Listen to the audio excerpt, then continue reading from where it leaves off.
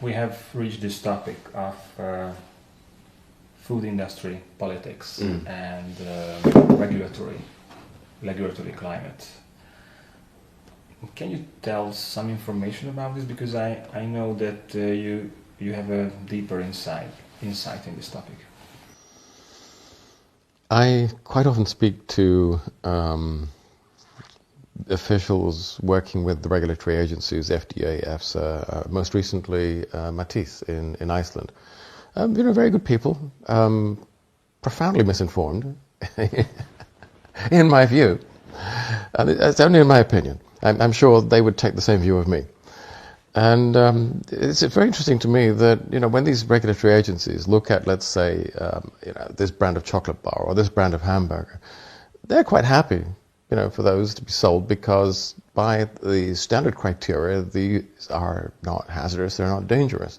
Individually, they're not. But if you look at the food universe, the food environment that people live in today, it is undoubtedly toxic.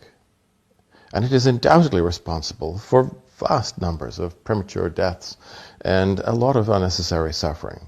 How can we be more specific? Well, look at what's being sold by the multiple retailers, and behind them by a very small number of multinational food-producing companies who are responsible for so many of the brands that dominate in the marketplace. It is a universe where you have an excessive omega-6 to 3 ratio. It is a universe where you have a terrible depletion of polyphenols. So right away, it's depleted in the factors that protect against chronic inflammation. Also, it's very low in prebiotic fibers. That's important because prebiotic fibers feed the bacteria in the guts that actually promote anti-inflammation. You really want gram-positive microbes in the microbiota to dominate, because if the gram-negatives dominate, they produce lipopolysaccharide, which is profoundly pro-inflammatory. So by taking prebiotic fibers out of the diet, which so many of these foods, the processed foods do, you leave the gut compromised, and that's another source of inflammation.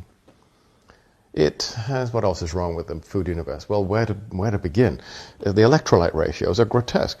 Far too much sodium and not enough magnesium and potassium. You pour that toxic mix on top of an inflamed arterial system, it's a recipe for hypertension. This is the reason why I think the majority of adults in the developed nations now have borderline or frank clinical hypertension.